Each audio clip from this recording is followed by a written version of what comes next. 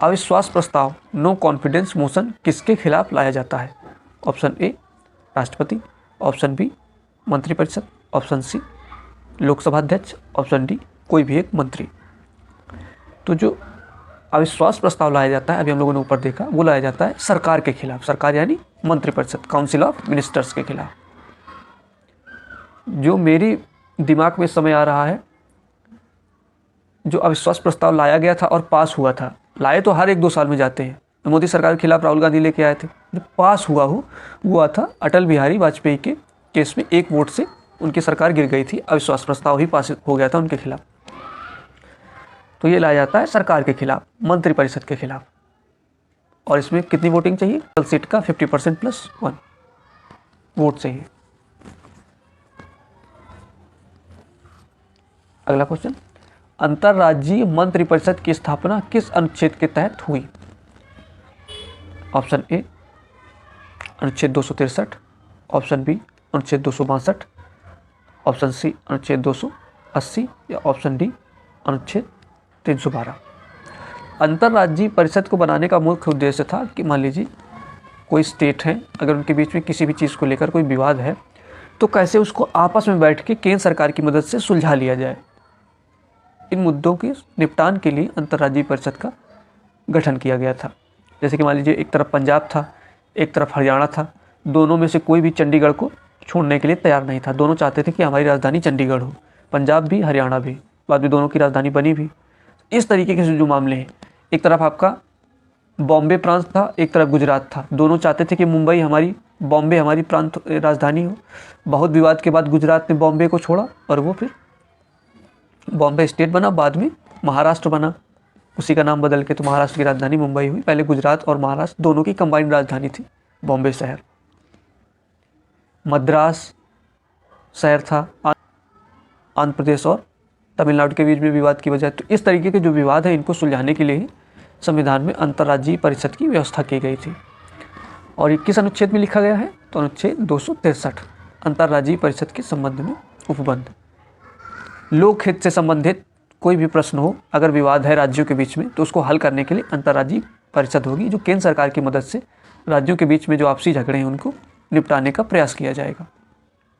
अगला क्वेश्चन, यदि लोकसभा भंग हो जाए तो कौन सा विधेयक स्वतः अपने आप समाप्त हो जाता है? ऑप्शन ए धन विधेयक, ऑप्शन बी साधारण विधेयक जो केवल लोकसभा में लंबित हो, ऑप्शन सी दोनों सदनों से पारित विधेयक जिस पर राष्ट्रपति की स्वीकृति बाकी हो, या ऑप्शन डी राज्यसभा में लंबित विधेयक। तो आइए हम लोग चर्चा कर लेते हैं इसके बारे में। मान लीजिए यह है आपका कोई भी विधेयक, यह आपका विधेयक है, और यह है आपकी लोकसभा, और यह है आपकी राज्यसभा, और यह है आपका राष्ट्रपति। मान लीजिए कोई विधेयक ए यहाँ से चला, लोकसभा पहुंचा, इस विधेयक का नाम है ए।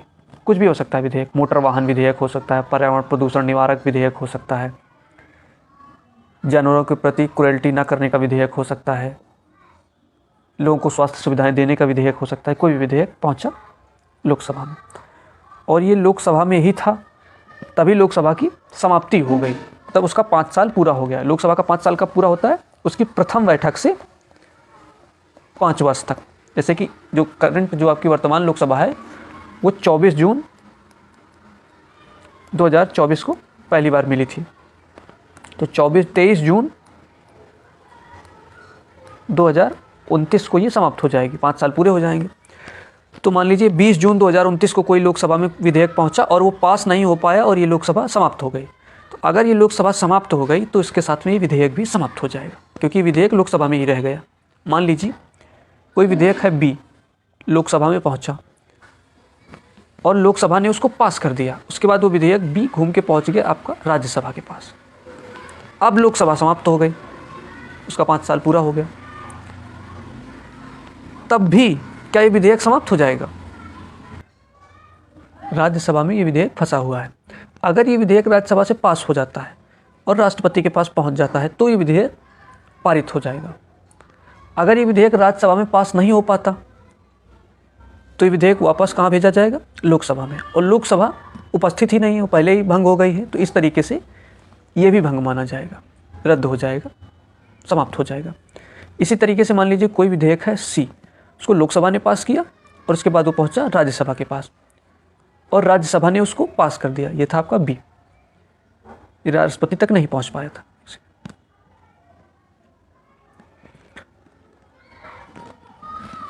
इसके बाद राज्यसभा ने इसको पास कर दिया और ये पहुंच गया राष्ट्रपति के पास। तो राष्ट्रपति के पास पहुंचने से अब बिल समाप्त नहीं होगा। मान लीजिए कोई विधेयक है जो डायरेक्ट राज्यसभा में आया, लोकसभा में गया ही नहीं, तो क्या ये लोकसभा के समाप्त होने पर समाप्त होगा? नहीं, क्योंकि ये अभी राज्यसभा में और लोकसभा में गया ही नहीं। तो आपको 4 बातें याद रखनी है। कोई विधेयक अगर लोकसभा में पहुंचा और लोकसभा फेल हो गई तो विधेयक रद्द हो जाएगा। कोई विधेयक जिसको लोकसभा ने पास कर दिया और राज्यसभा पहुंच गया, इसके तुरंत बाद, बिल को पास करने के तुरंत बाद लोकसभा फेल हो गई, परंतु राज्यसभा ने उस बिल को पास नहीं किया, तो भी बिल क्या हो जाएगा? फेल, क्योंकि वापस कहाँ जाएगा? लोकसभा में, और लोकसभा है ही नहीं, तो वो बिल भी फेल हो जाएगा।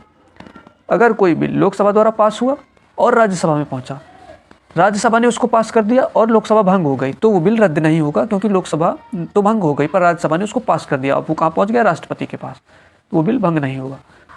जो सीधे राज्यसभा में पहुंचा है, लोकसभा में पहुंचा ही नहीं अभी, और लोकसभा भंग हो गई, तो बिल रद्द नहीं होगा। जब नई लोकसभा का गठन होगा तो फिर वो लोकसभा में भेजा जाएगा। अगर लोकसभा उसको पास कर देगी तो वो राष्ट्रपति के पास जाएगा, अगर लोकसभा उसको पास नहीं करेगी तो बिल फेल हो जाएगा। तो आपको इस चीज़ में बहुत क्लियरिटी रखनी है कि कोई बिल कब पास होगा और कब फेल होगा। आपका क्वेश्चन क्या कह रहा है?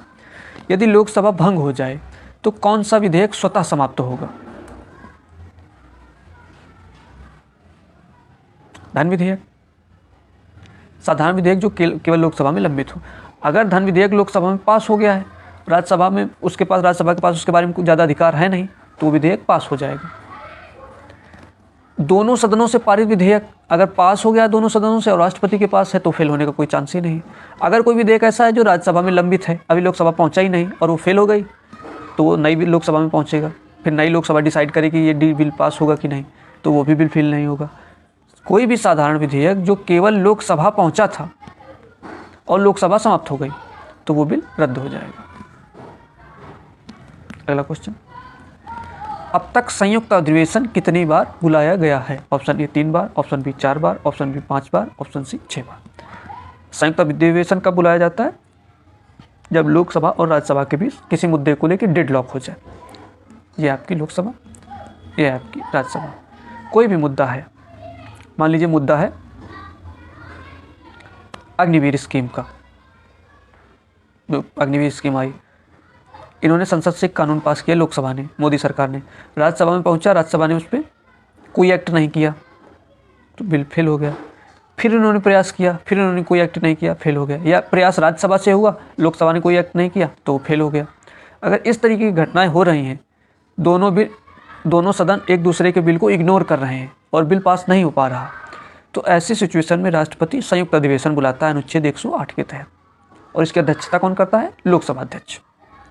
और भारत में अब तक डेडलॉक कितनी बार हुआ है, कितनी बार संयुक्त अधिवेशन बुलाया गया है? तो वो है आपका 3 बार। पहली बार बुलाया गया था सन 1960 में, जब दहेज निषेध विधेयक लाया गया था कि दहेज प्रथा सही है या नहीं, दहेज लेना चाहिए या नहीं। अगला, बैंकिंग सेवा आयोग जब निरस्त किया गया था 1970 में, तब ज्वाइंट सेशन बुलाया गया था। और तीसरा, जब पोटा लेके आया गया था, आतंकवाद निवारक विधेयक 2002, प्रिवेंशन ऑफ टेररिस्ट एक्टिविटीज़। 3 बार जो है भारत में संसद का संयुक्त अधिवेशन बुलाया गया है। अगला क्वेश्चन, कट मोशन किससे संबंधित होता है? कटौती प्रस्ताव। ऑप्शन ए, किसी विधेयक को रोकने के लिए, ऑप्शन बी, अनुदान मांगों में कटौती से संबंधित, ऑप्शन सी, सत्र स्थगित करने से संबंधित, या ऑप्शन डी, प्रश्नकाल को रोकने के लिए।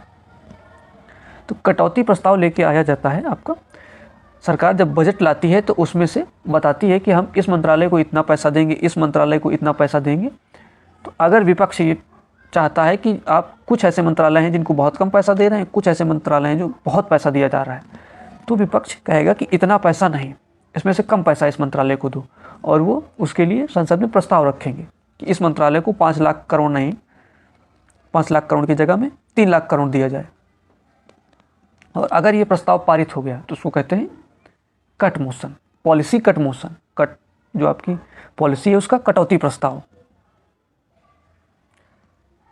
कि सरकार ने किसी मंत्रालय के लिए कुछ पैसे की मांग की, विपक्ष ने कहा कि नहीं ये उचित नहीं है, आप बहुत ज़्यादा पैसा ले रहे हैं इस मंत्रालय के लिए, अन्य मंत्रालयों के लिए पैसा नहीं बचेगा, आपका शिक्षा मंत्रालय प्लस स्वास्थ्य मंत्रालय दोनों को जोड़ के 2 का गुणा करिए, तब भी आपका रक्षा मंत्रालय में जितना पैसा जा रहा है उतना नहीं हो पा रहा है, उससे आधे से भी कम है। इन दोनों को मिला के भारत कैसे आगे बढ़ेगा अगर शिक्षा और स्वास्थ्य में आप पैसा नहीं खर्च करेंगे? तो हम इसके लिए कटौती प्रस्ताव लेके आते हैं, और अगर ये कटौती प्रस्ताव पास हो गया तो सरकार गिर सकती है।